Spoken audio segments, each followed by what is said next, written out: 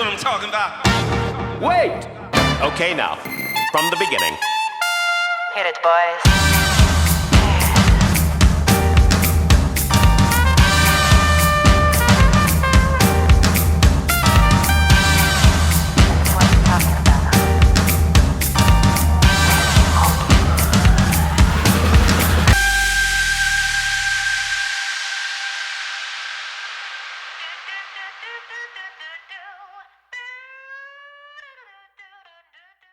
Welcome, everyone, to The Arena, a multi-platform gaming news podcast. This is episode number 116. I am one of your co-hosts. I'm joined today by Burley from Burley Men Gaming. And of course, as you can very well see, Expat is not here with us. He was not feeling very well. His voice was not very good, so he could not make it. But we will soldier on without him as best we can. So bear with us because it might be a little bit rocky, right? Just a little bit. So this episode's the last one of the year. And we are going to do something a little bit different. There aren't any news beats this week. So what we're going to do is we're going to go over and talk about a bunch of the stories, the big stories that have happened all throughout the year. And then, of course, we have our picks of the week. There was the PlayStation Plus extra games to talk about that dropped announcement. And we're going to then, of course, talk about, before all that, as we start the show, as always, talk about what we've been playing. And right before that, we'll now take a brief second so you can find out where you can find the show. Before the crew discuss what they have been playing, this episode of The Arena, a multi-platform gaming news podcast, in audio and video formats, will be going to Patreon in early access for one day after being recorded. So if you would like to support the show and become a patron at the entry tier 1 level at $1 per month and get early access to every episode in audio and video formats, exclusive post-show content in video format when recorded, as well as watch or listen ad-free, please visit patreon.com/thearena_podcast for further details. Weekly on Sundays, the podcast will be uploaded to all free podcast services, where you can find us on any podcast app for iOS or Android, and in video format on our YouTube channel, The Arena Productions. For the audio version, just download your favorite podcast app and search for The Arena, a multi-platform gaming news podcast. Subscribe, follow us, post a review, and leave us questions, comments, and feedback if you like, if that feature is available there, and spread the word about the podcast. We also have a Discord called The Arena Podcast, where you can join and chat with the Arena Podcast community, and the podcast audio website is at thearenapodcast.podbean.com, where you can follow us and leave questions and comments as well. For all information regarding the podcast and our entertainment and pop culture related content, along with our blog and forums, visit the official website of The Arena Productions at www.thearenaproductions.com. Finally, you can also follow us on Twitter at The Arena AMPGNP, as well as on Instagram at The Arena_podcast. Now, back to the show. Okay. We are ready to talk about the games, Burley. And why don't you begin, because mine is pretty boring. There's something else I did play. Okay. What have you been playing this week? I've been playing a few different things. I've been soldiering on with God of War Ragnarok. I'm now, people saying, around 80% done the story. It's been a lot of fun. Cannot wait to finish it this week. But I've also been playing, I started up Dragon Quest Treasures. And that is something I kind of wish I did not pay the money for. Oh, no. Like, combat is really easy, but, like, the thing they do to do it is because you're little kids, the daggers they give you, you do, like, no damage. So they give you a slingshot and pellets, and that's what you're supposed to do, is just sit, let your monsters do it, and let them do their skills and attacks. You just sit there sniping with a slingshot. And if you do that, bosses are so easy. Like it just becomes like, oh, I'm just sitting here just going, like playing this like a shooter. It's like doesn't sound like the game I'd want to be playing. No. And the thing is like every time you get introduced to a character, they do basically the Smash Bros thing where they come up and show, like showing their screen and new fighter. Huh. They do that kind of thing for every character you meet and stuff. It's like, okay, this is just kind of getting annoying. It's like, can we wrap it up? And they have like very little to no voice acting, only in the cutscenes. But what they do is that I expect that. Yeah, it's they also will do like they'll give you a big paragraph that they're going to talk, and they'll just be like they'll say the first word. So and not say all it's like it's like this is just something, a pet peeve of mine, where it's like if you're going to do it, don't do it half-assed. Do it fully. Commit to it. Yeah, that's a interesting trend that you see in a lot of games now. Mm-hmm. I think mostly Japanese games, but I do like it when it's in done well, like you're saying, in that like there's some voice acting, right? And you know which scenes are going to be like that, and then the stuff that isn't going to have that does that little lead in with like the one word. Mm-hmm. I think Octopath Traveler did that, and Triangle Strategy might have done some of that as well. Yeah, Triangle Strategy and Octopath did it. And it works really well when like it's budgetary thing, right? Like it's giving you like it's making you feel like they're talking, even though you're not hearing the words. Like every other line has like, oh, this one little word, and you're like, oh, okay. Like, but yeah, it I think it would definitely suck if there's absolutely like almost no voice acting in the game, and then just be kind of jarring like every once in a while. Versus like what they used to do. You remember with like, was it like the Zelda game had that the in the banjo games, like the warbly like fake voice. Like it's reading. Oh, the banjo, yeah. Yeah, that type of thing. Like some games did stuff like that. Well, like that I appreciate for banjo at its time because it was the 90s. So I get like I'm giving it a pass.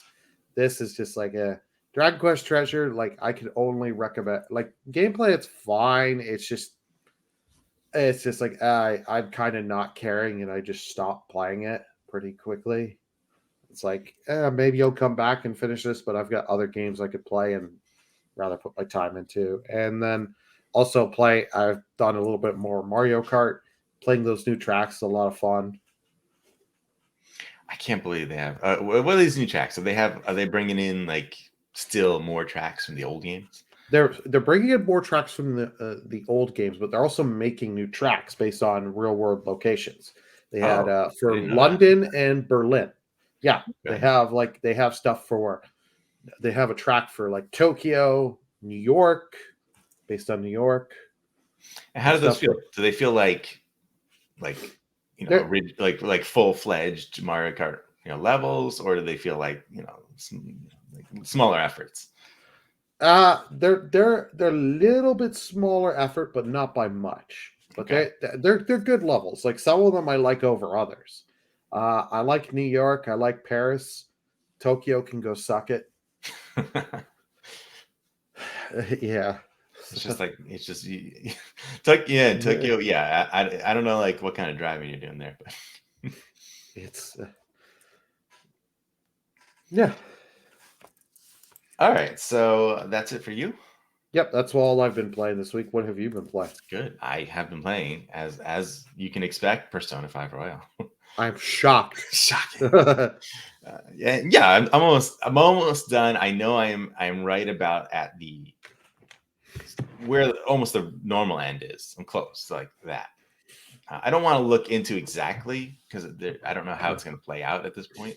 But I got to the point where this isn't a spoiler, right? But like where you catch up to the beginning, because if you haven't played this game, there's like this overall like overarching thing where you're telling someone all the events that have happened up to a certain point, which is the intro of the game. So I've gotten to that, and I'm pretty sure that is pretty close to the end, right? Oh, you didn't finish it, right? I haven't finished, but I do know because I've seen people's stream this game Okay. stuff. You're close to the base end of the game. You still Yeah. got, I think, like another 20, 30 hours Okay.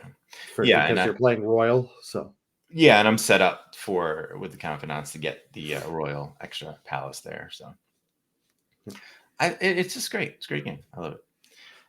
And I guess this was maybe a while right after actually last week's show. I did pop into that Thirsty Suitors demo. oh, how was that?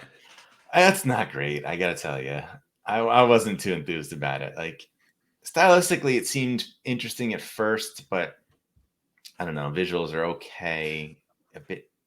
There's this like bit in the beginning where it's sort of like letting you make choices about your character, and it's doing it through like she's reading this magazine, and it's, I don't know, like a Cosmo magazine type of deal where it's asking these questions about like your relationship life or something. Oh, But you're talking in your head, like, and you're like skating in this like really bare bones looking like area that I just didn't like the way that looked. I understood, like, the idea made sense of how they were like handling that idea, like a setup, but it just felt like this weird, very on railsy skateboarding moment. Like literally, obviously, like, grinding on rails. It just didn't feel like it mattered what I was doing. It was like almost a tutorial level that didn't matter. So I don't know what the actual skating segments are really like, because hopefully they're nothing like that, because you felt like you had absolutely no control over what you were doing in that section. And then there's the combat, right? You get like the turn-based combat, which is, again, nothing special. It felt very much like predetermined sort of cutscene-esque, like turn-based battle. oh, fun. Yeah, like it feels like you have all these choices, but ultimately this is the one that this particular one was set up. But like, it's just like this moment happens. The story moments are happening. Like it's part of the story sort of happening in the battle. It just felt like it didn't really matter. Like I wasn't going to lose, and I'm doing specifically what I have to do, of course, because it makes sense. And maybe again because it's a tutorial battle. And that's kind of it. That the game, it's really, really short. I was surprised. I'm like, that's all I get, huh? Like you're really not in showing me what the game's really gonna feel like as a whole, unless this is kind of it, So I don't know. The dialogue was all right. I didn't mind it. It's one that I don't think is gonna be that big of a deal, unfortunately. Okay. And then I guess I don't know how much I'm going to talk about it because it is a closed beta. Street Fighter 6. Oh, you actually got some time into Street Fighter 6. Nice. I played it one I don't know, maybe 45 minutes or so if I had to guess. And I don't know, I'm sure there's like things you shouldn't or can't say, but honestly, I don't really care that much about this because I know I've seen stuff people post online already. I don't know. So I won't be too specific about, but it feels great. Like it feels really great as a Street Fighter game. I'm kind of terrible at it because I haven't played one of these in a long time. The thing that bothered me the most is that like I struggled to figure out how to change from like the easy sort of controls. You know what I mean? Like where it's like just two button press does your Hadouken instead of doing the 15. Where right. you're like, all over the controller. I couldn't figure out how to do that right away. So I was like, I'm just going to play a match like this. And I cannot play the game like that. I can't do it. It's really hard because I'm so used to regular, like it's ingrained in my mind of how to play a regular Street Fighter game. Right. So I'm hitting all the wrong buttons all the time. And I finally got to figure that out. But then the other thing is like, I don't know how to choose my character. And you think that would be obvious. But again, it's because this weird, like they're forcing you into the weird, like battle hub, whatever you call it thing, where it's like this online sort of like arena thing. And yeah, so it's like one of those. And I sort of like, maybe I shouldn't blame it, but maybe it would tell you when you actually get the full game. And I guess because it's for simplicity's sake, right? When you want to just, you have your main guy and you're just going to keep playing that character and you could switch it. There's the weird way to have to switch it in the menus. Oh, okay. It wasn't like you start a fight. Someone's like, all right, who do you want to fight? Who's you going to choose your character? Like, no, you've already chosen your character. So like that matchmaking just happens and you're already ready to go. And I think it's because of expedience in this type of mode. But for me, I was like, no, I just want to play like a regular versus mode. So weird, but beautiful looking game. Feels great already. It ran, performance is great. I didn't see any problems there. So Nice. That's good. Be interesting to see how this game comes out and how well it's going to do in the fighting scene. Yeah, I mean, I think it'll be great. It feels and it looks like there's a ton of depth. There's a high skill level you can have with it. Like when I went against someone who was like really good, I was smoked. Yeah. Well, I'm curious because like 5 had the whole thing of you didn't have to buy DLC. If you just played the game and grinded a lot, you could get all the characters that way. So I'm wondering if they're going to do that method again, or are they going to go back to the traditional buy our season pass? I mean, it's got weeklies and daily challenges. Yeah. So I guess that kind of stuff isn't for me. You can only play that certain mode. You can't do the other modes. You can make your character, and the character creation is pretty deep. And I also did not want to mess around with it. I was like, I just want to let me play. Let me fight people. Like, I don't want to do this right now. Okay. All right. So that's it for our games that we've played. Yep. So, well, I guess we're going to get into our topic of the show, which is our only thing we're talking about, which is all of the big stories that have happened during the year. So it is a huge topic, bro. Yeah. It's so many stories. We're gonna take forever to do this. Okay, sorry, Expat. Mhm. We're just gonna do we're gonna revisit every story and talk about all of them in full detail. Oh yes. Oh yeah. It's going to be good 4 or 5 hours. Some of these stories we will go because they're still going on and current.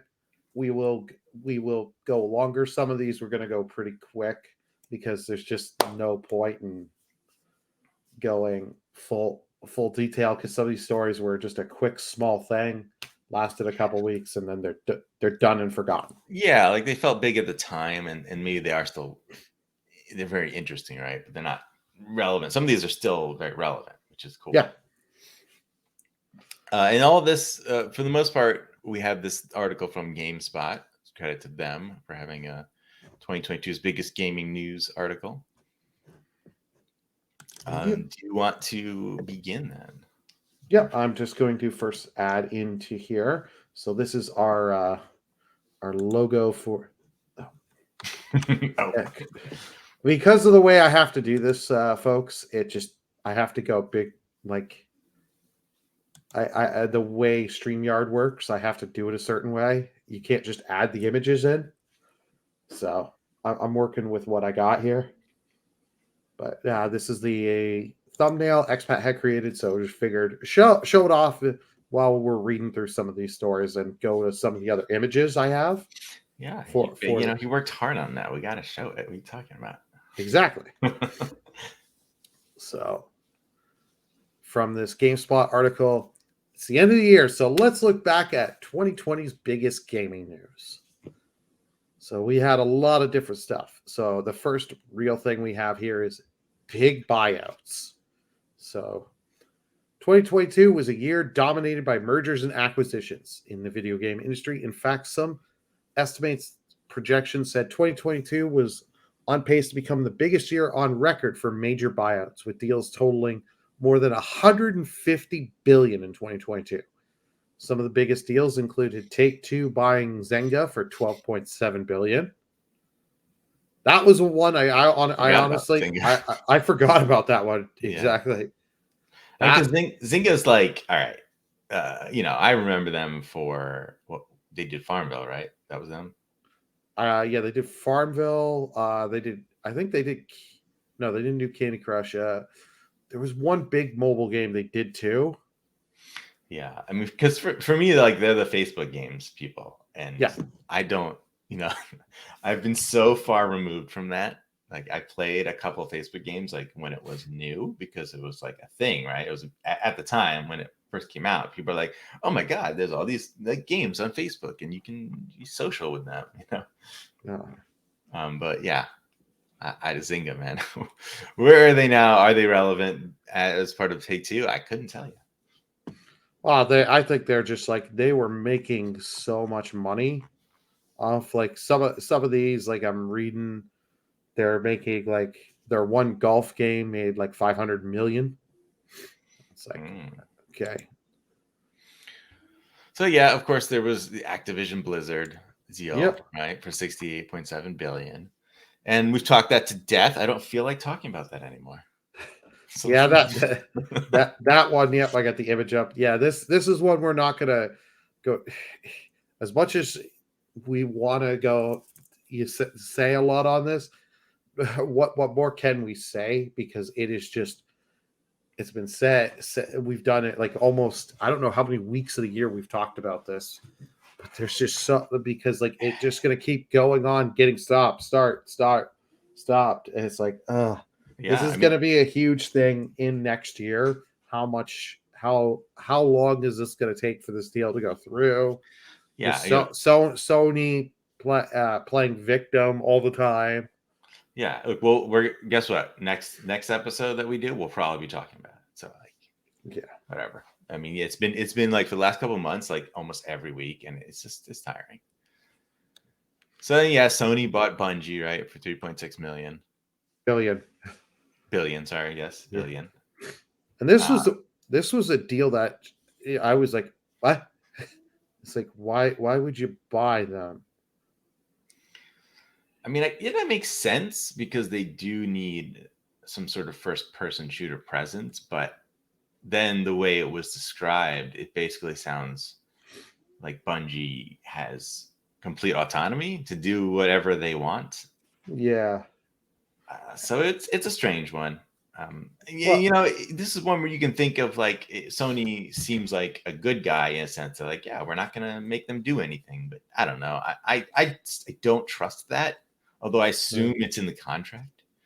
I think it's more Sony is just because Sony has said they're investing and they've bought in other smaller studios for live service, and because Bungie's Destiny is probably one of the bigger live service games, they're just like, let's have a big. Bungie's high up on that. We can afford them. I'm surprised they went for 3.6 billion to get them. Not much. Yeah, I mean, Destiny is so huge. I get it. You know, it's so huge, but I never hear people talking about it. Yeah. I mean, I listen to a bunch of different podcasts. There are people on almost everyone. There's always a guy, right, who's like still a Destiny guy, or who was a Destiny guy, right, who still gets into it once in a while when there's like new content, right? Yeah. But I think Sony also bought them because okay, here it is. We have them. If shit starts going, okay, Bungie, one thing we need you to do, we need something exclusive for the PlayStation version to hook them on the PS5 version. Yeah, I wonder if they're going to do that. I'm sure they will. I'm sure we'll hear some stuff. The exclusive quest line only on PS5. Yeah, I hope they don't, because that was like when they did that and they had that on, I guess it was like the PS4 one with the first game. It was a big deal. And it really, I mean, it did its job of like people like, well, I'm going to play on PlayStation because this very specific like weapon, right? Some special weapon that's only on this version for, it seemed like a very, very long time. So it fundamentally sort of changed the game in a lot because something that was very significant was missing on the other version. I don't think that's good for the game as a whole. I don't really think Bungie has done that in a long time. So I could see them not continuing it because it's a bad precedent to set. You know, like the Spider-Man and Avengers thing. Like that was bad. You shouldn't do that. No, I agree. I don't like that stuff. Personally, it's like that stuff always rubs me the wrong way of, oh, you're not on our platform. You're not playing on our platform. You're missing out. It's like, why? Yeah. Why? Because like some people, you don't have a choice of what platform you're going to be on, because like when I was like a teenager and stuff, it's what my parents bought. So Exactly. Yeah. I had no choice, and what am I going to do? Say you bought the wrong one? Ugh. They're just going to look at me Yeah. like, be You're lucky sort of you like, got. They're going to be lucky, good lucky. Just be happy and grateful you got anything. yeah, you're further fracturing your base, right, of players by doing that, and you're creating this like divide and animosity between the people on different platforms. That's bad. You don't want that. Like, don't do that stuff. So Bungie, if you're gonna do that, man, I really hope that you have thought about that, and PlayStation doesn't force you to do that. Yeah. What else do we got as acquisitions here? New The York Embrace. Times buying Wordle Oh for a God. figure fee. I forgot about this story. This story just came and went in the year. I think we covered it once, and then we're Yeah. like, nobody cares because it's Wordle. I have And, it was Wordle was so big so quickly, and every once in a while I still see people putting up like a Wordle thing. But yeah, I mean, like, are people still really playing it that much? I wonder what the numbers are. yeah, that I don't know. But we also had Embracer, their group, buying making a series of buyouts, including Dark Horse. They bought out the Square Enix franchise of Deus Ex and Tomb Raider, the Lord of the Rings series, and more. So Yeah, it this was. I was surprised, like Tomb Raider, that Square would want to get rid of Tomb Raider, because it's like those were good games. Those 3 games they made. Yeah, and you can imagine that there was no way they were going to sell. So it's the studios, right? They sold Yeah, Crystal Dynamics and Eidos Montreal, yeah, and there's something else I think as well. But that, Embrace is like, we're not buying that without Tomb Raider. So, yeah, and they clearly wanted to unload some of the stuff. So that's how it went down. yeah. Interestingly, this is relevant right now because they just announced that Crystal Dynamics is making a new Tomb Raider game that is going to be published by Amazon Games. Yes, that was a little surprising. It's like, oh, we'll see how it is. We literally got the announcement like 3 days ago. Yeah, it's brand new. They said Unreal Engine 5, single player narrative driven game, multi-platform.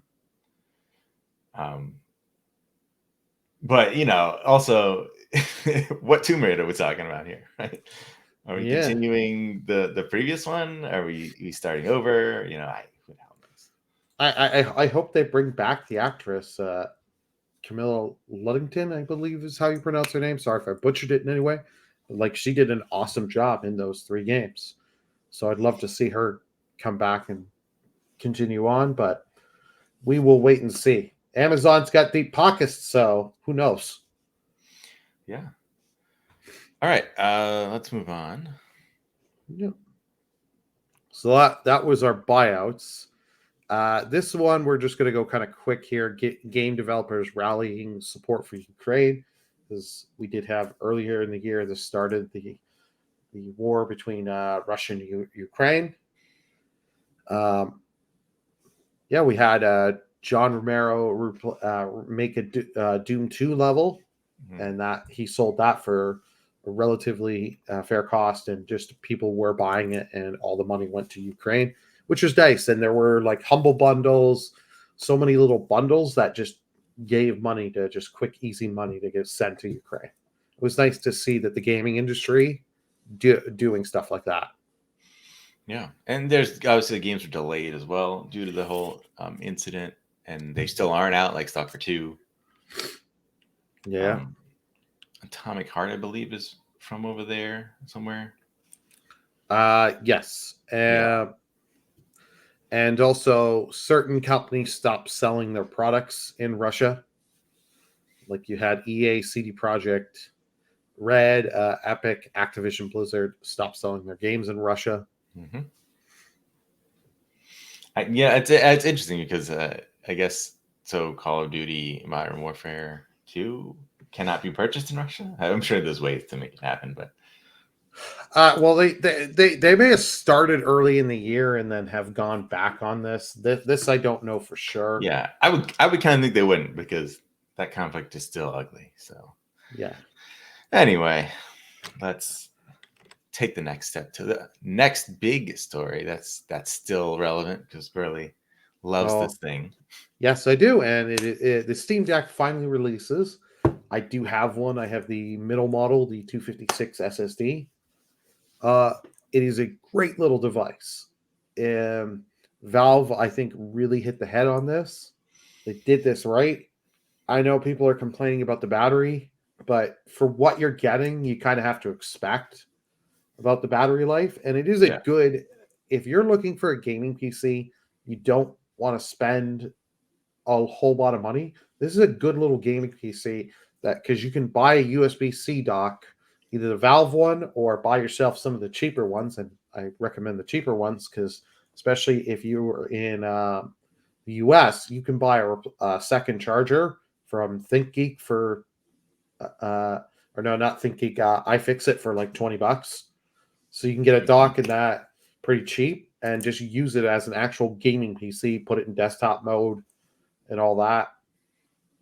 It's a great little device, and it's easy to install Edge and set it up on the home there for you to access Game Pass, the cloud on Game Pass. I've sat and I've done that, so it's nice. And then there's the emulation side, which a certain Japanese company will take down, so I can't mention too much on it.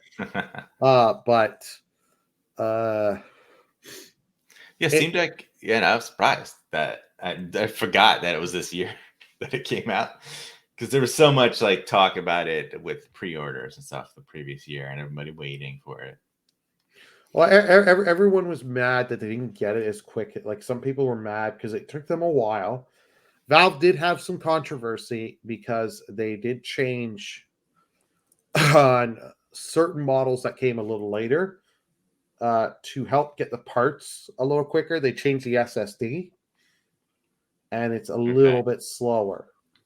So yeah, it doesn't sound like a big deal. And it wasn't too bad.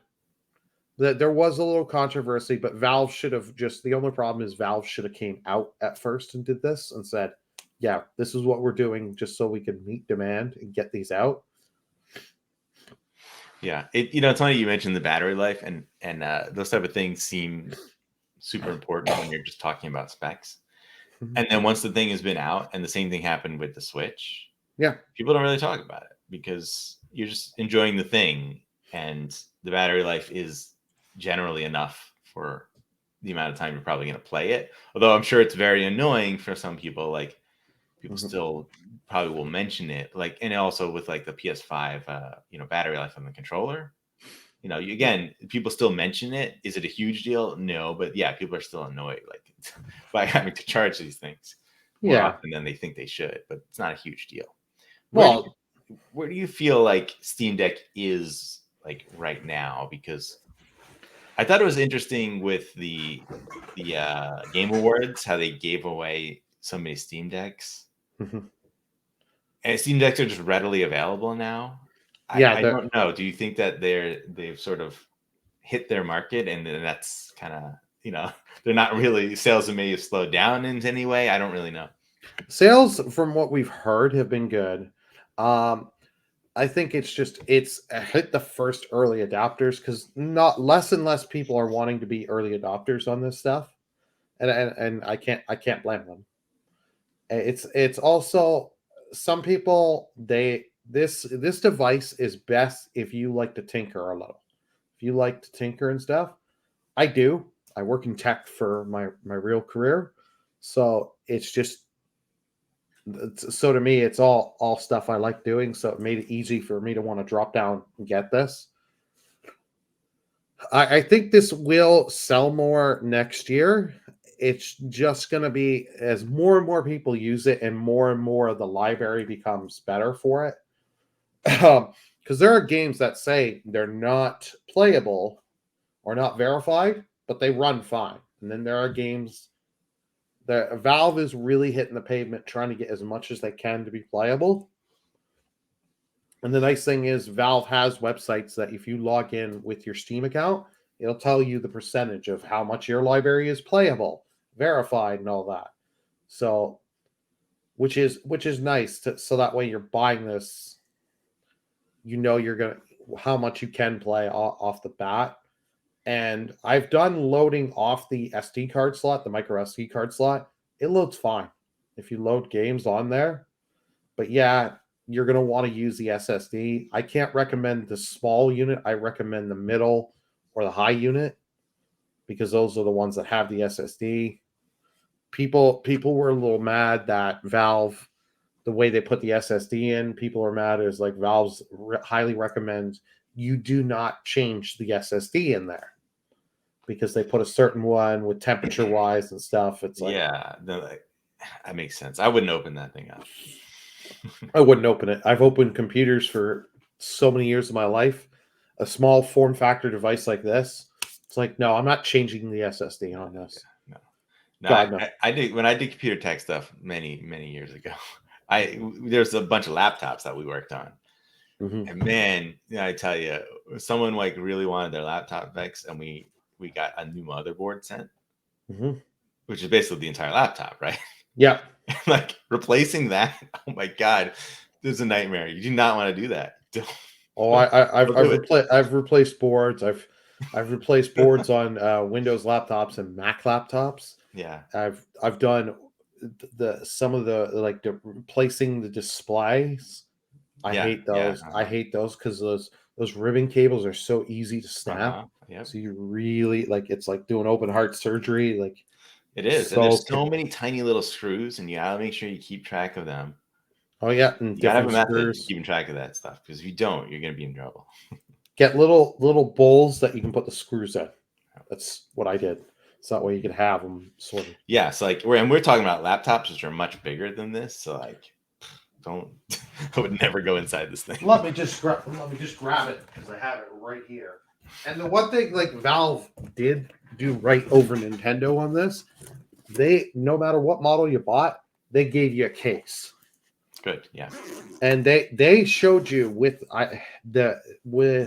all the packaging that showed that everyone was showing. They did the so minimalistic packaging on this. Yeah, and for the most part, that doesn't matter, and especially that it's not like a retail product. You can't buy it in stores, so it doesn't really look like it matters what the actual box looked like.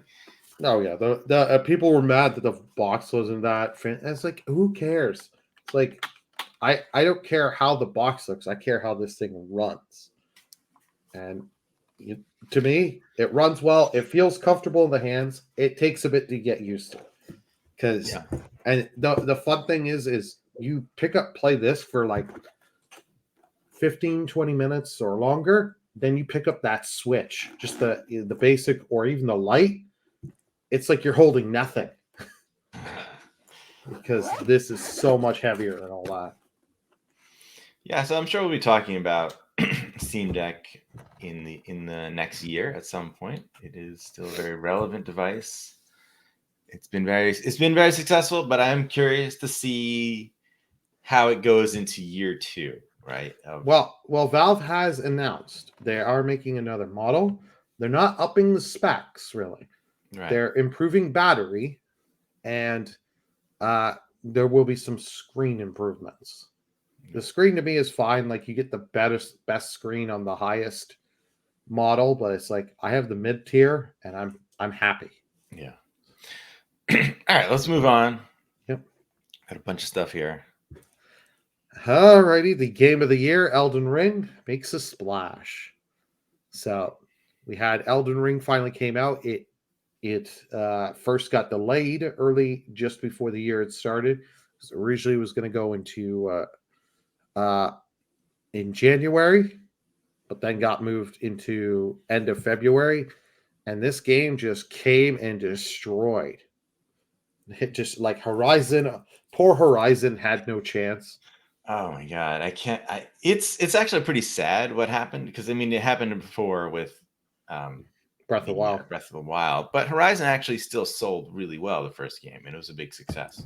Yeah. Horizon Forbidden West, again, we still don't know what kind of sales they got, and I'll tell you right now, any type of sales numbers they give you now, I don't think that it's going to matter that much, even if the number is good, because they bundled those things with PS5s and they forced people to have to buy it with PS5s.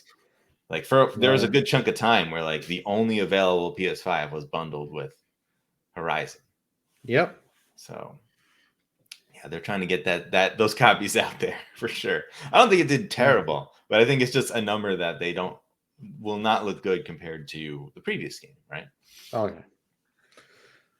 Yeah, no, Elden Ring came out and it just dominated everywhere because as a Twitch streamer, this game was everywhere and you had people coming in your chat. I literally, the 2 days after the Game Awards, when I streamed again, I was streaming God of War and I had someone come in my stream trolling. He was like, "This isn't Elden Ring. Oh yeah. Why you play this?" It's like, I had already played Elden Ring. I finally got my copy of God of War in. What do you want? Like, it's funny. It won Game of the Year, and there are people who are mad about it. Probably diehard Sony fans, but which it's obviously Ragnarok. I'm sure it's a great game as well. But I mean, Elden Ring was it's nonstop since it released. It has not. Everyone has been talking about this thing. Oh, and everyone's been waiting for DLC. Everyone is like, they are just any announcement, anything on Elden Ring just becomes huge. They can announce you can now change this one text font got changed, and it will blow up all over the internet. There are things I like about the game, and there are things I hate. This game not having crossplay is still the dumbest thing in my mind, and no one. And like I've tried with so many diehards, and they'll still defend it. It's like, no, that's not good for me. If you're gonna make a game in 2022, and then I've had some say, "Well, it's Sony's fault." I'm like, well, Sony has been bad for that, yes, in the past.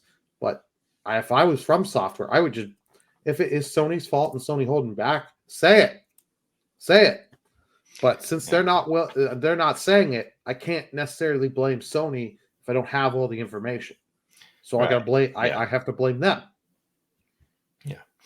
I never heard anyone really talking about that arena content, that like PvP sort of thing. It just it dropped, and I see no one talking about it, or I don't hear no one talking about it on anything. I don't know if it did well or not. If it was good, if it's a good a little extra thing they added. So that is sort of interesting that a bit of content was added and it doesn't seem to matter.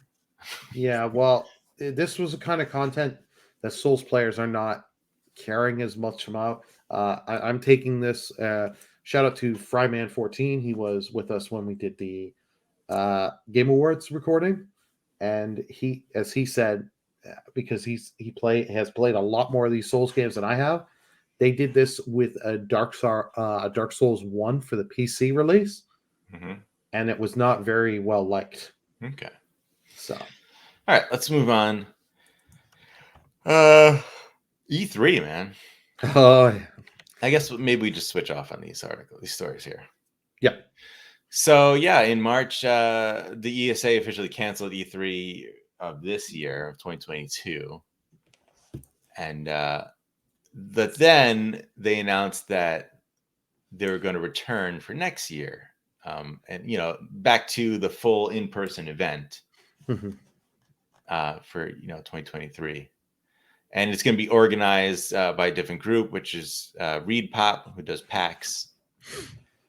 So there is possibility that things will be better, things will be turned around, and it'll be a good show. But at this point, it does sort of feel like E3 is dead, and it's sad. But it will be back next year, so you never know. It could be the type of thing where everybody's like super excited to finally have it back. E3 over the last couple of years, it's just been not that great. And since all these companies can do their own showcases, like Sony has left E3. I don't think they're ever coming back. And it's like, just do your own state of play. Hopefully Sony does better state of plays next year, but that's another story entirely. But like, just do your own events. Like Microsoft, I must say, like over the last couple E3s they've done, Microsoft has done really, really well because they just usually do the talk the minimum we have to talk and just go Game Pass, show you trailer, Game Pass, Yeah. and on the stuff you want to hear about, we talk about more and go, which is what we want. Yeah. Microsoft has stuck to E3, and I applaud them for that, because I do want that event to be big. Mm-hmm. But as you can see, it's not necessarily something we have to have. Other events can take over. Jeff Keighley did his thing, his Summer Game Fest, right? Yeah. And Sony and Nintendo do their own shows, and they do it when they want to do it. Yeah. And I think, if you're pointing at, even the Game Awards is a big event, but it just shows that you don't have to show up to these things. It doesn't really. Sony can just skip E3. Microsoft can skip the Game Awards, guys. It doesn't really matter, because when they do their own show, every news outlet will talk about it. When Sony does a state of play, every news outlet's going to cover it. Oh yeah, right? It'll be trending on all social media.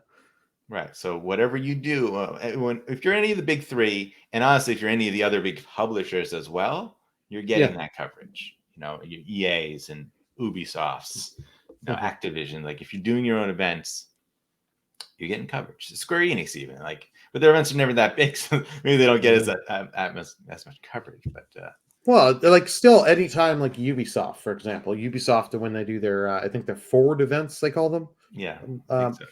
Anytime I see that they've announced one, they're going to do it. It's always trending on Twitter, always trending on, and all the big gaming sites like IGN, all of them, they all have it on the front of their page, the live event.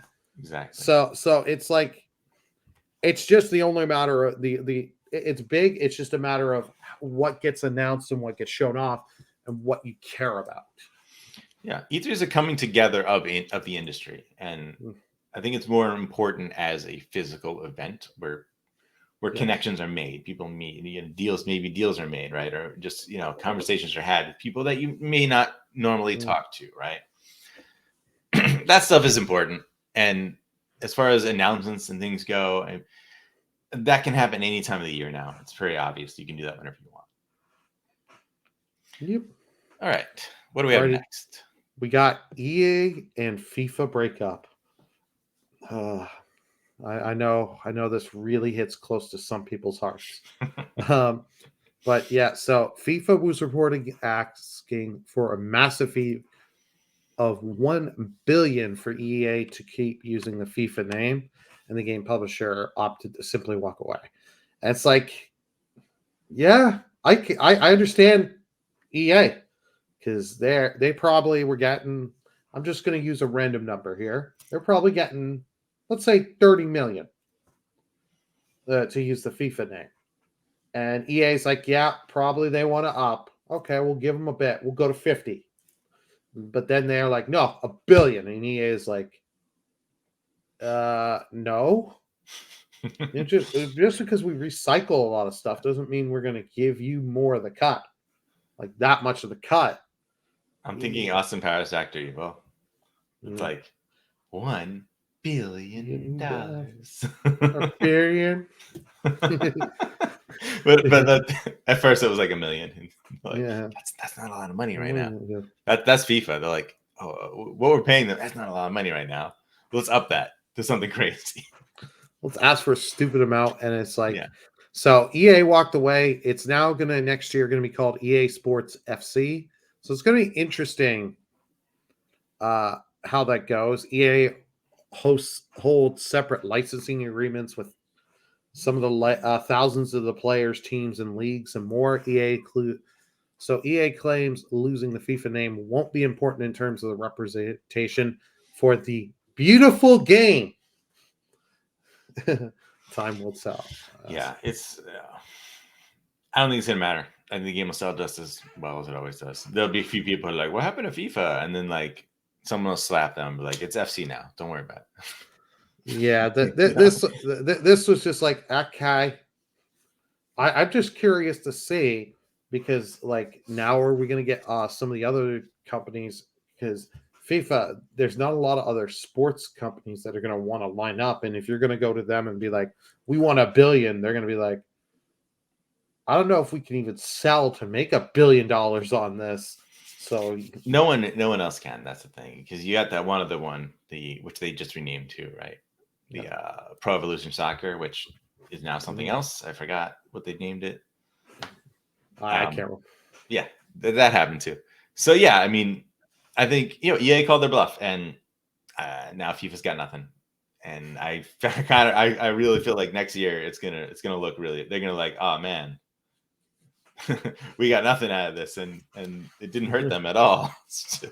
We really screwed up. It still made them money. People are still buying sports games. They're gonna have to sell this FIFA branding as for pennies to Pro Evolution Soccer. Pro Or, Evolution, like I said, whatever it's called now, because I don't even know. Well, I don't remember if because this will date me, I'm sure a little. Remember, 2K used to have their own sports line, and it was actually competing against EA, and it was good.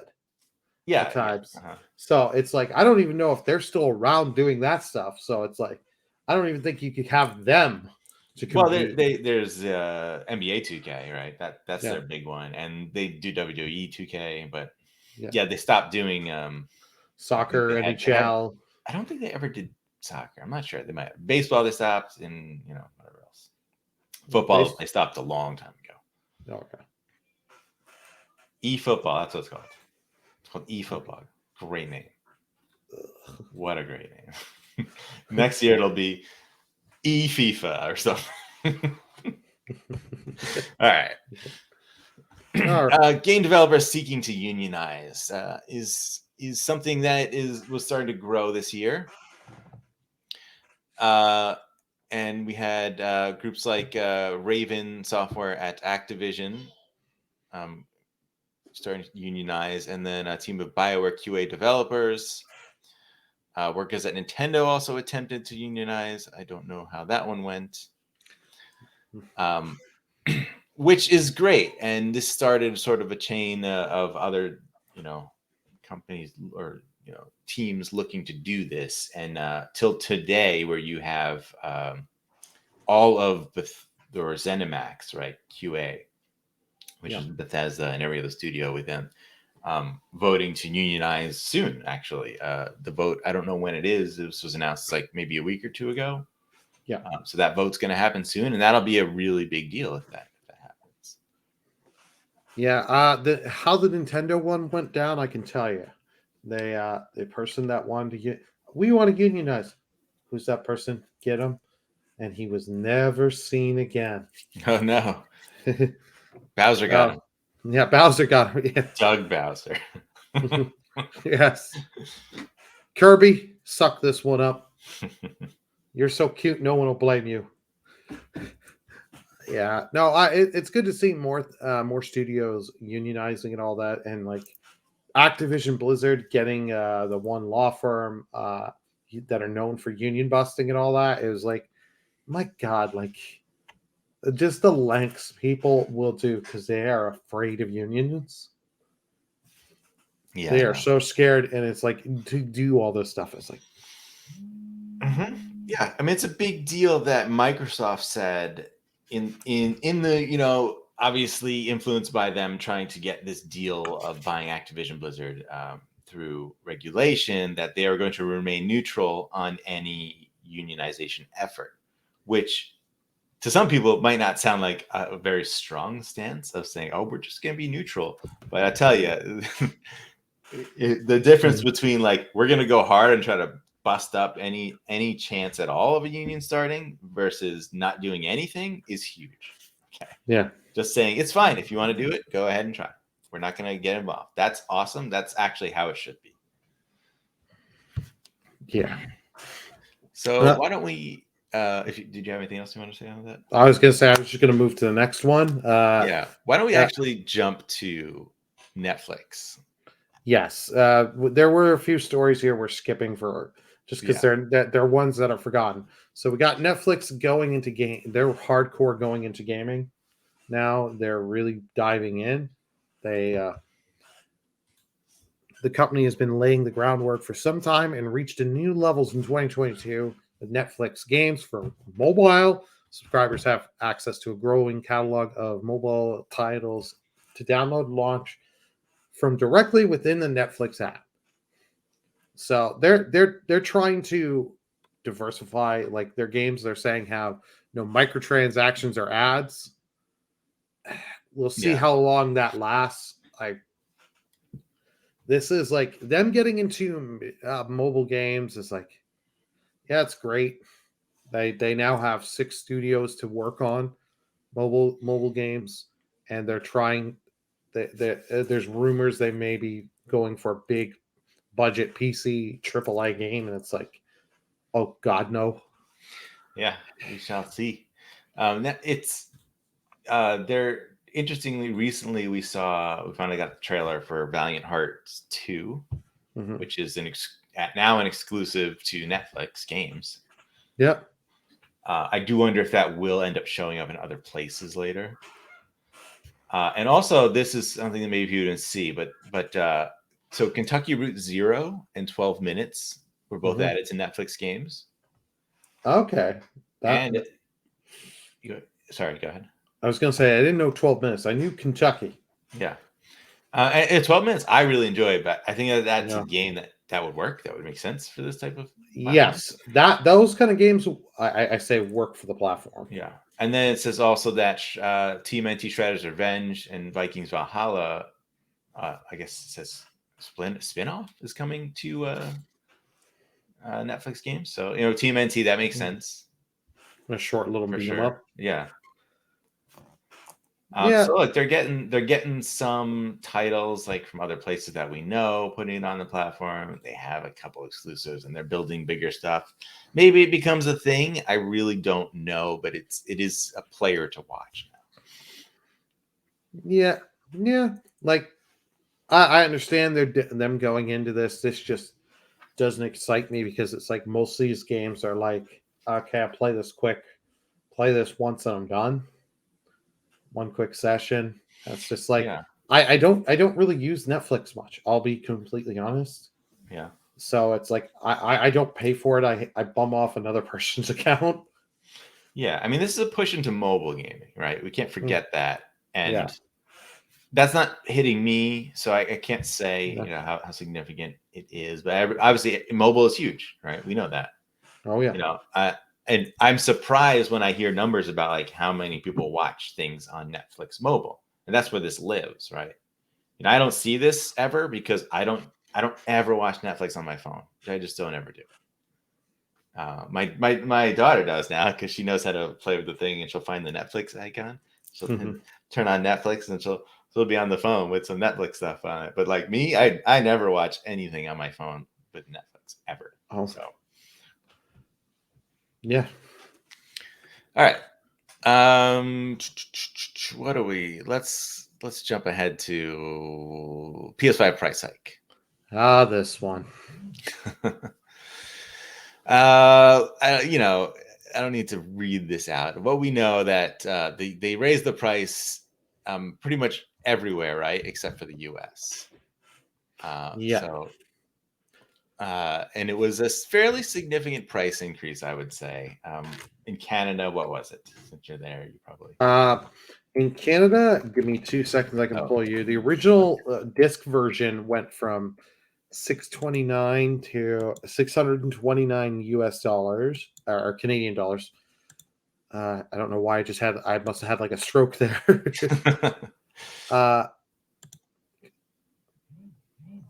And this is significant. It went up like $40. Yeah.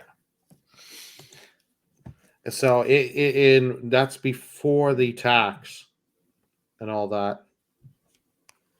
Yeah. So and, which equates to, I mean, in US, it's probably closer to like $50-some, right? Increase in price. Oh yeah, a little more than that. Yeah. It's like a $60-$70 increase at least, and it's just like this. Like they at least came out and were honest. Is like, yeah, costs have gone up on this, but instead of normally a lot of consoles they take the loss on that just because they want to get you in the software. Sony said, no, we're gonna do this. We're just gonna increase pretty much everywhere, pass it on to the consumer. That they deal with it, but we're not stupid enough to do it in the US market, because if we do this in the US market, Microsoft is just going to sit there and laugh. And I wouldn't be surprised if Microsoft were like, oh, let's take $10 and just take a small amount off ours, even more, just to play that game. Yeah. I mean, look, when holiday season came around, the Series S was $250 everywhere. Oh yeah, and a lot of places giving you like a 3-month Game Pass card when you bought it. So like they were giving you value. Yeah. So, if you're looking at if it happened in the US, I mean, if you can get a digital PS5, which are a very low supply, that'd probably been, I imagine, $450. And then the regular one would have been $550. So you're looking at a $200 or $300 difference from the cheapest console you can buy as a gift for someone. Yeah, that's a huge problem. It's very notable because this doesn't really ever happen. I don't know the complete history of all console pricing, but as far as I can remember, I don't recall a console price ever going up. Like any of the major consoles, right? No, none that I know of. Like you said, I don't remember every history, but like in my lifetime of seeing them and when I was paying attention to them, they always went cheaper as time went on. Like, yeah, they would go on sale and then eventually they would drop in price, which were to a normal standard new, retail price. And Nintendo hasn't really done that with the Switch. The Switch is still $300, right? And for the regular, $350 for the new OLED, which is sort of how they increased the price, but not, they gave you something more, so it's not necessarily feeling that way. Although I think you could still argue that probably should still be $300, but it's a different world we're in right now, and a lot of that had to do with the pandemic and causing the chip shortage and every inflation that's happening, all due to that. It was really the pandemic that caused this whole huge problem. And I think this is where we are. But everybody wants to think that Microsoft is going to do it because of it, and they're not. They're not going to do it. It's not a good look. And I think they've realized with how Sony has done it, it's like we do this. This is just going to hurt us. If we can hold, even if we don't decrease our prices, if we can just hold and keep them at the normal pricing, we're going to look better, because it was like Sony jacked up the cost. We didn't. We stayed. We dropped around holiday, but then went back to normal like everyone else does. Yeah, and Microsoft just also announced they're raising their prices on their games. Yeah. To $70. But they're following suit with several other publishers, like Sony, who have done that. And that's where you do it, right? Because the console is the entry point. That's the loss leader. And you make more money on the games. So that's why it makes sense, and plus you have to keep making these games, just keep developing them, and all the costs of developing these games do go up. I understand that. Like when Sony, was talking about that, right? How that was a big deal. I mean, you do understand, like, all the costs, like the people, right? The manpower, right? You have to pay higher salaries, right? Yeah. There's all these type of things that are going to go up. So, I think it's just the way you do it that matters. Like, so coming out of nowhere and raising the prices and before even the holiday season is a really bad luck. Raising the prices on your games, again, not great, but if you do it at a specific time, like if Sony had just come out and said, all PS5 games are $70. This is just how we're doing it. Yeah. I mean, wouldn't have been a big of a deal. People would have been mad, of course, like when Xbox 360 games went up to 60 versus the previous generation at 50. Yeah. But it was a generational jump. So it's like, all right, games are just now this price. And that's just how it is. You're going to be mad about it, but eventually you're just whatever, there's no one reminding you that all the time. Like, you can't go to the store and be like, oh, look, that game is less. Like you can now. Yeah. Why is that game less than this game?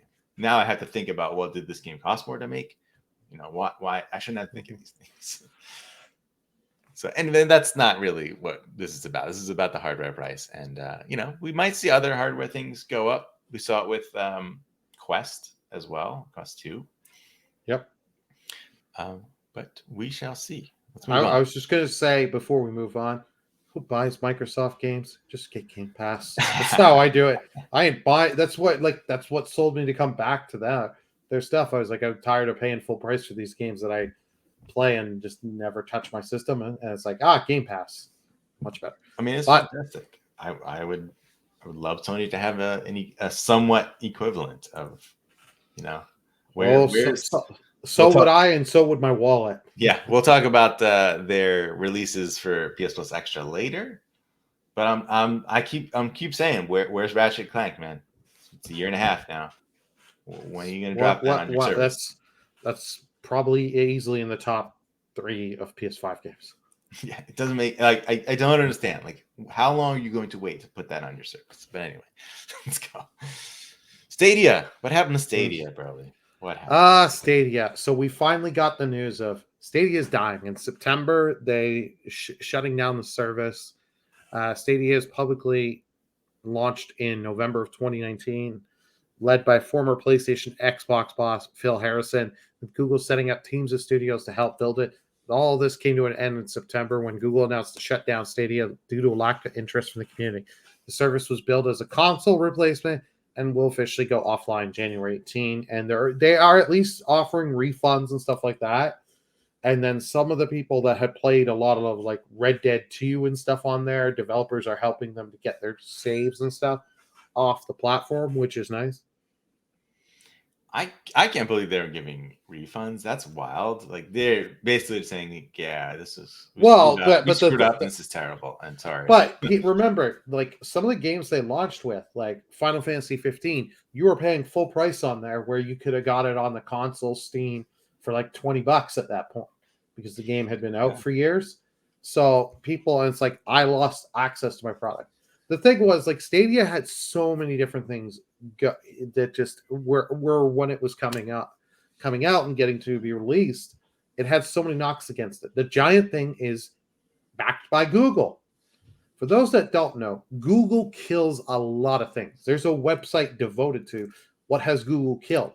And there's like, I think there's like 100 and something things. I can't remember the exact number. Yeah. It is an insane amount. So that was a huge knock. And then right before, I had this pre-ordered because it was like, I'll try this.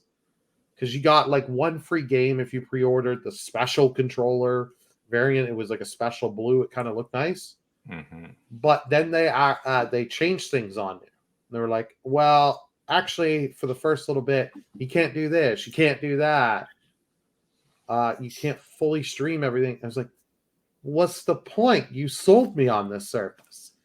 And then it was like, okay, you got to pay monthly to get some stuff, but you can just buy the games. But if I go into the monthly plan, I don't get everything. I don't have that big of a variety of titles to get my free game with. They were smart enough. The library wasn't very good. Yeah. Yeah, we all expected this thing to not survive very long. I'm surprised it did this long. That was we go from 2019 to 2022. I mean, that's really short. It's a very short period of time that this thing was around. You could say you're surprised, but like, you got to think, if you're going to try to make something like this work, you're going to try to have at least 3 years planned out, right? Well, but the thing was, is like, this thing just, as it came, less and less as it was going, people were talking about it. And even when they had the Stadia exclusive games coming, they didn't make a splash. We would see the trailers like, yeah, okay, whatever. Yeah, I mean, it's such a crowded field that you had to have something amazing. And to be honest, like, nobody's playing on your platform, and you don't have great, interesting exclusives. Who's ever gonna care? This is a very niche audience that's going to want this thing. And it is good that the games that were tracked there a lot of them are surviving. There are a few that just sort of like, when it was announced this was being canceled, like, some developers were still making games there, and they kind of got screwed. But some things like High on Life just came out, and High on Life, as we've been told, was a game that was originally going to be a Stadia exclusive that was rescued. Oh yeah, yeah, we had that one. There was quite a few others that have now just came out. 2 weeks ago, we played a trailer. I'm blanking on the name of the game, but it was like, oh, it's nice to see this game's getting out. Yeah.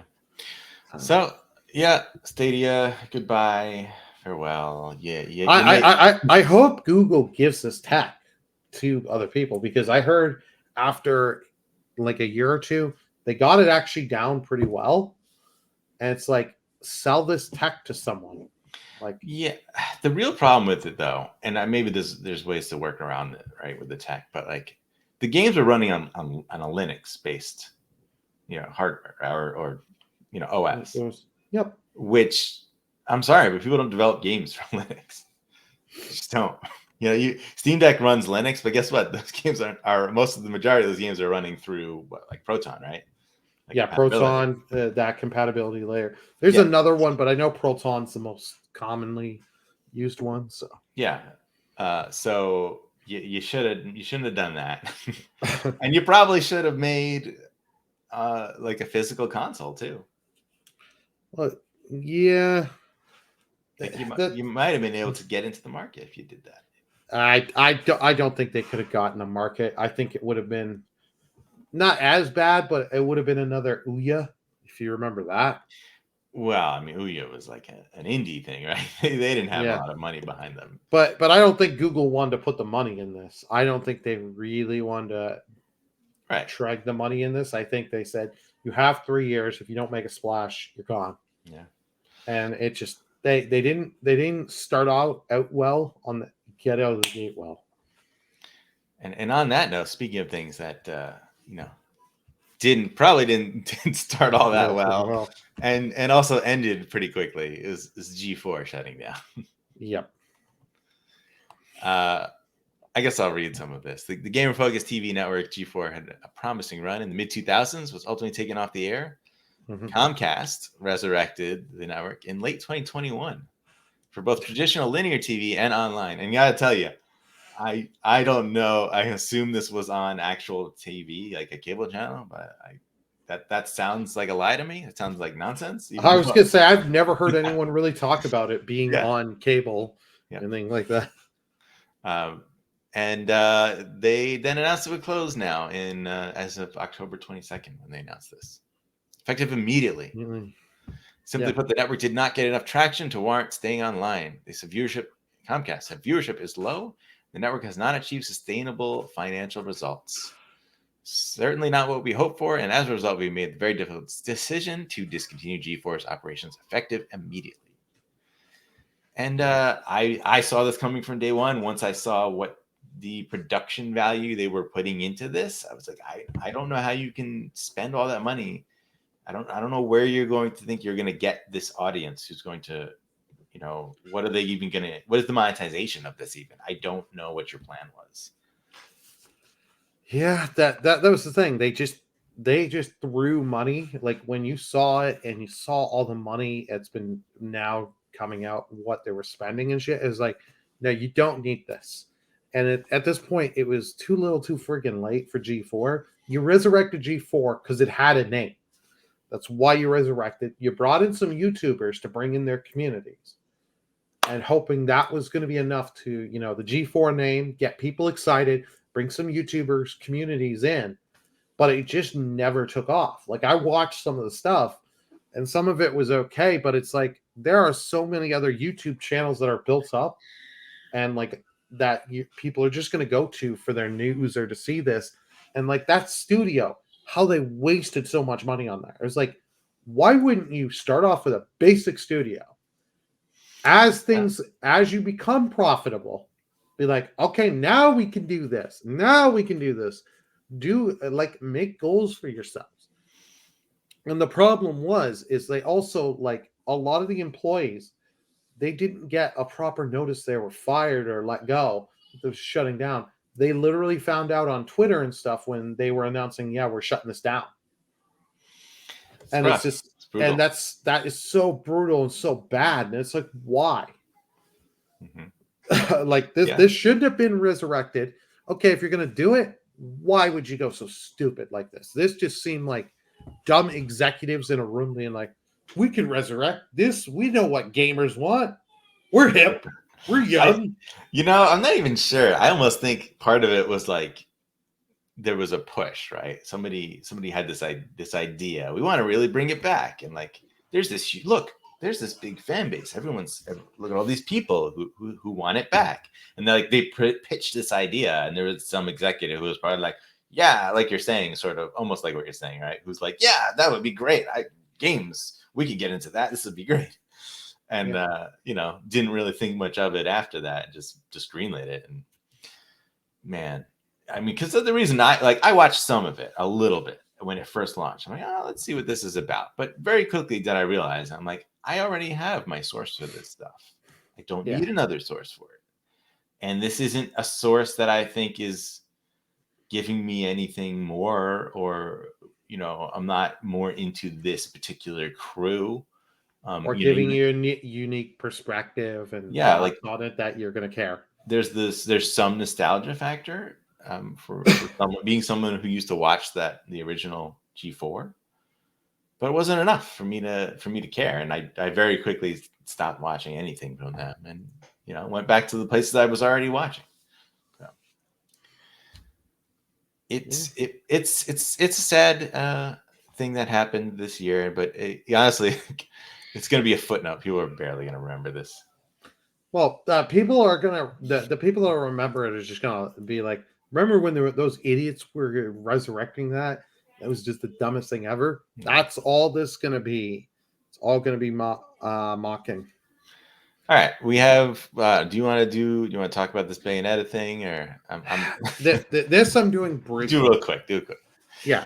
Bayonetta 3 voice acting drama. The original voice actor, Helen's Hair, uploaded Twitter videos claiming she was offered only $4,000, but in turn it came out they were offering her $4,000 per session and stuff like that. She wasn't going to get paid much, but my problem with this is she just didn't give up all the facts and all that and all the info. It's like, give it all the information. You did this to try and hurt the game. All you had to say is, I'm not returning. They didn't want to pay me a fair wage. I know they're making a ton of money off this series. I'm not going to get insulted and be paid an insulted amount. But she chose this to hurt and try and win people. Now she looks villainized, demonized, and as she should be. If you're going to lie and misrepresent facts to just hurt something because you didn't get what you wanted, too bad. Yeah, I mean, it sort of drew attention to the fact that voice actors in video games don't get paid a lot. But I mean, that's the nature of the industry you're in, right? I mean, you know this going in. Can you advocate for more? Yes, you should, for sure. But I mean, the going rates, right? And if you are a big name, you can probably get more, but those people are few and far between at this point.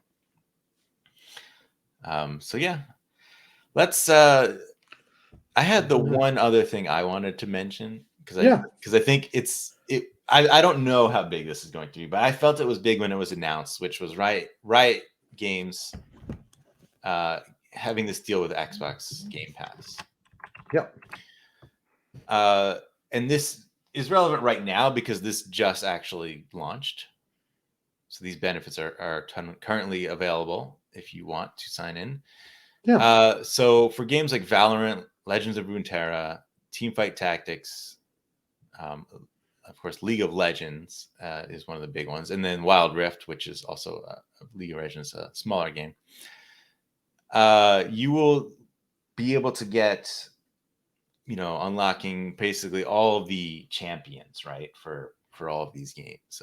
Like League of Legends, I mean, it's like 140 champions or whatever. Here it says, 162 champions, right? Okay, I wasn't too far off. Right? Which is wild to give people, right? Valorant, let's see, is 20 agents, right? And there's other smaller benefits as well. I'm not too familiar with some of these games. All this is, of course, PC or mobile based benefits. So it's an interesting thing that like this is tied to Game Pass, and Xbox doesn't really have anything in this other than the PC side. And most of these are free to play games as well. I think they probably all are. That as far as I know, they are. This was a big thing. I will agree with you. This was nice to see, and it was a kind of left of center. We didn't see this coming. Right. Yeah. There's rumors that Valorant may be getting a console release, so then that might be a bigger deal, for the console side. Oh, yeah. I'm surprised we haven't got a console port of Valorant. Yeah. So, I'm very interested to see. This is just happening now. We don't really know how big this was, but it felt like a big deal to get these. These aren't games that necessarily we talk about a lot, but they are wildly successful PC and or mobile games, right? Yeah. So we, maybe at the beginning of next year, we might see some sort of data that says like, PC Game Pass or whatever, increased a huge amount or some sizable amount, right, of subscribers because of this. Who knows? Yeah. So that's that. That is our topic of the week, with all of the or most of the biggest stories and some smaller interesting ones that happened throughout the year. So I think now we're going to move on to let's do our picks of the week, right? Yeah, let's do our picks of the week. Do you have things ready to go? Yep, I just have to click the share screen and you can just go. All right. By person. Who is first? Because probably you, because mine as far as the if we're doing the alphabetical order as we do, I don't remember what it goes. I chose Wally and the Fantastic Predators. We'll go with mine first, not a problem. Give me 2 seconds to just, of course, it unloaded the page. Actually, mine would be first then. Oh, okay. Well, go ahead. Doesn't matter. Let's do it. You got it up. Yep. Well, let me do the full screen. We got Wally and the Fantastic Predators. Your best friend wants to cheer you up. He tries to make a dungeon for you to explore. Explores wholesome, weird as heck, scrappy, roguelike, oozing with charm and humor for 1 to 2 players. Wally and the Fantastic Predators is coming in 3 days on Wednesday, coming to PC, PS4, PS5, Switch, Xbox One, Xbox Series X, and S. So coming Wednesday, December 21st. That's a cute looking game. Looks like it SNES sort of style. Yeah. All right. Oh, sorry. Go ahead. I was gonna say it's nice to see that I can do this co-op, so it's not, hey, I just have to play this on my own. So I can sit and play with a friend on this. Yeah. So what kind of trailer did you find for my choice? Because it's kind of interesting because there isn't really a trailer specifically for this release. Yeah, see, that's the thing. I had such a hard time for finding your trailer. I had to go with a game trailer from Game Trailer's YouTube channel. I'll take it. So my pick was Valkyrie Profile Lineth. And this is a PS4, PS5 release on December 22nd. And actually, this was, I guess, delayed. It was supposed to come out with Valkyrie Elysium. But this is a port of the PSP version of Valkyrie Profile, which is a fantastic version of that game. Oh, actually, this is like the mobile one that you got the video of. There was a mobile port as well. So, okay. An intricate and evocative tale of fates woven by gods and mortals, steeped in Norse mythology, punctuated by groundbreaking combat, brought to life by a soundtrack considered among gaming's greatest. I didn't know that. Behold the origin of Valkyrie Profile franchise for yourself. Yes, this is the first game, and in my opinion, the only game in the franchise really, really worth playing. Okay. This kind of reminds me of the old school Star Ocean games. Yeah, I never played those. So you never played this game? I have not played this. I'll be completely honest. I've never played any of the Valkyrie games. I've heard good things about the first one, have not played any of them. Then I saw the recent one and I was like, I will, if I'm playing that game, I'm waiting until that really drops in price. Yeah. No, this game is awesome. I love this game. I played this on PSP, so I did play this version, right, that they're porting. I'm curious to see how the port turns out for this version, because it is not a high profile like release of any sort. So it may just be like a very quick, sort of lazy add-on that they were giving for, the Dr. Elysium release. But we shall see. I highly recommend playing this if you're going to play a Valkyrie profile game. Okay, well, I'll definitely try it. Whether or not I you can buy it on your own, so you don't have to buy Elysium yet. I was gonna say I will try it. I just whether or not when I'll get to it, because I'm in the midst of so many things. So it's like, alrighty. So those were our picks of the week. Yeah, and now Burley, you have the PS Plus games for, well, I guess December. There's some confusion for me. Yeah. They had another December, or the last. I don't remember when the last drop was, but anyway, we got some news. Well, what we had the last drop like mid to late November. Yeah, and we had the beginning of the month. They show you the games on the Essentials plan. So here's our lineup. So for Extra, these are the ones you're getting on Extra. WWE 2K 2022, the PS4 version. So no PS5 version. Far Cry 5, PS4. Far Cry New Dawn. Far Cry Primal, which I know. You know what? Sorry to interrupt, but there's a footnote that says WWE 2K22 will be available on PS Plus Extra and Premium members on January 3rd. Oh, I didn't even catch that. Thank you. See, what the hell? Like, I'm sorry, like, this is no, please. What? This is the December drop, and this is the headline picture game is January 3rd. I mean, it makes sense because we're halfway into the month already, but man, all right. Yeah, that is just dumb. Far Cry Primal. So you're getting a lot of Far Cry in this month. The last time we had a bunch of them in November. So okay, they're staggering them out. Mortal Shell, if you're into Souls, it's a Souls game. Then here's Judgment, the PS4, PS5. I highly recommend. Judgment will be very happy.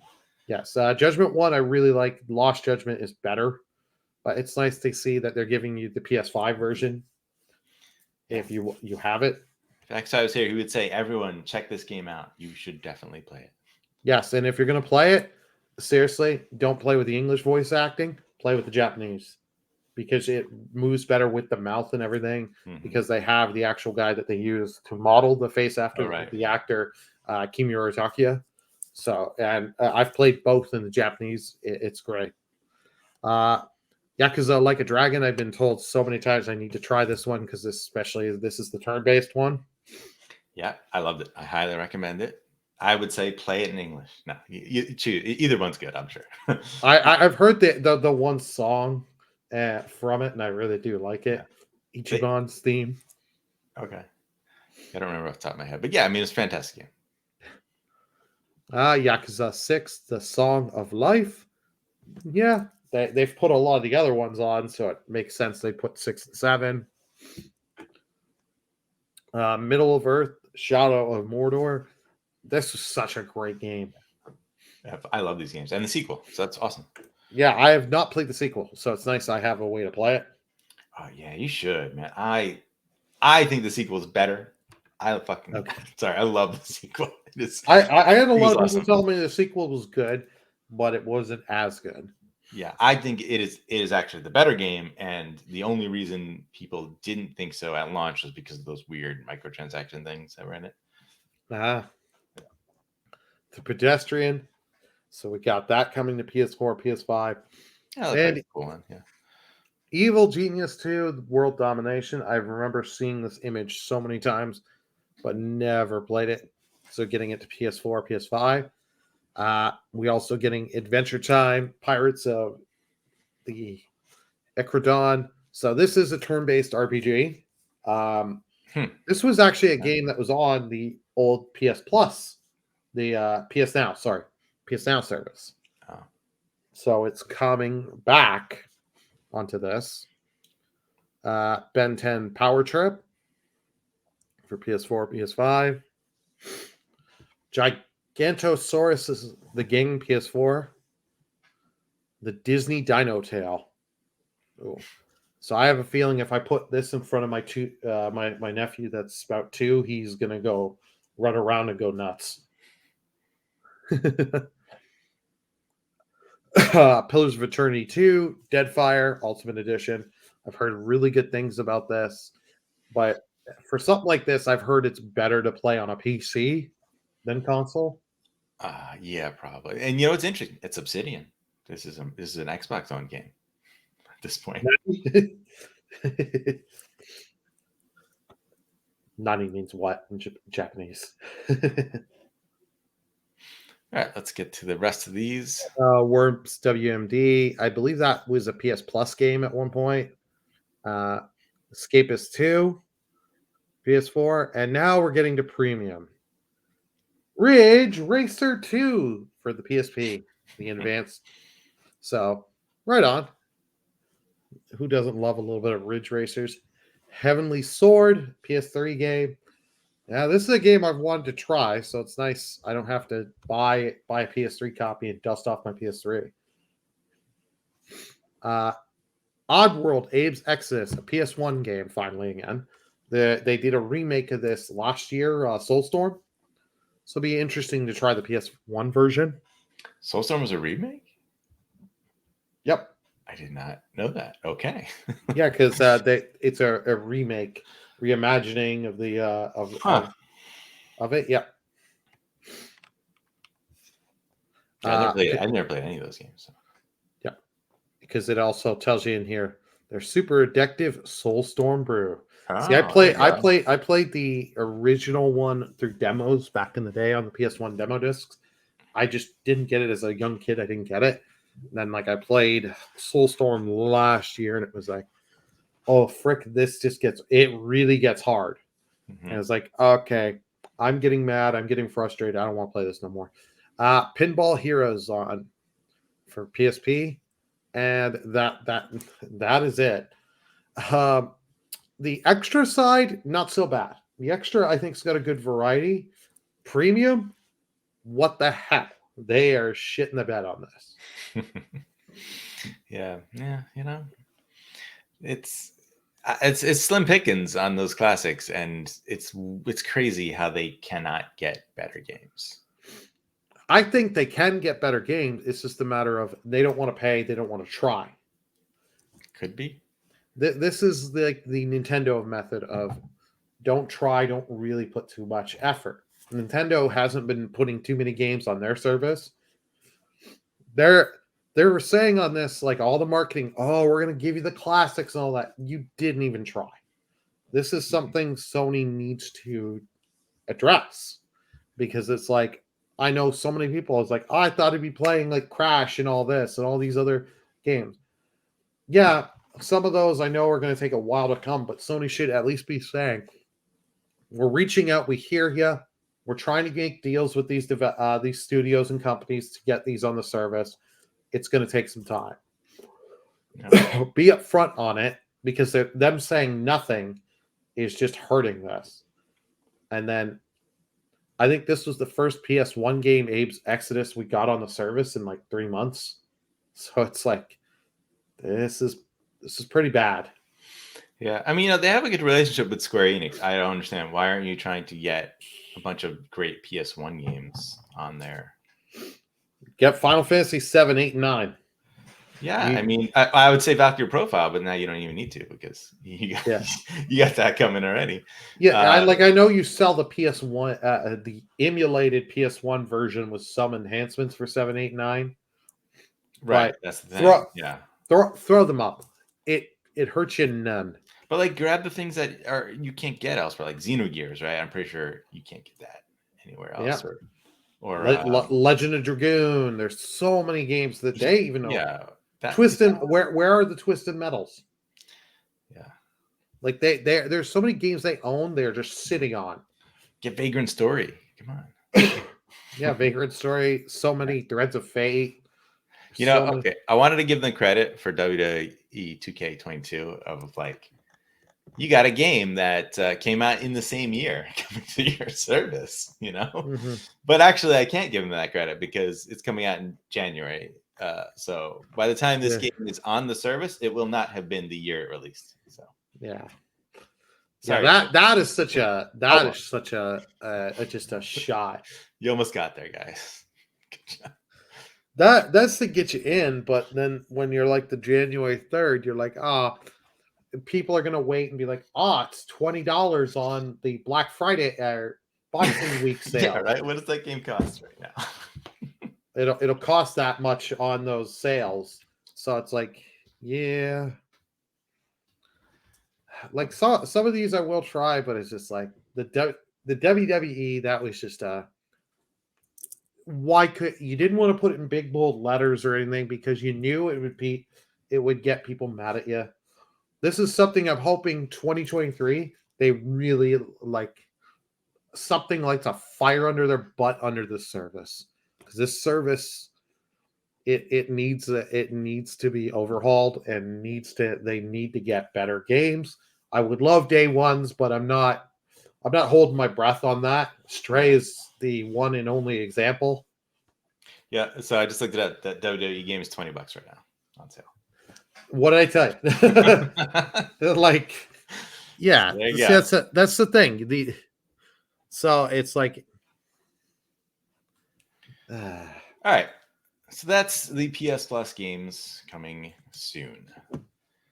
So now we're going to wrap it up here. And let's see.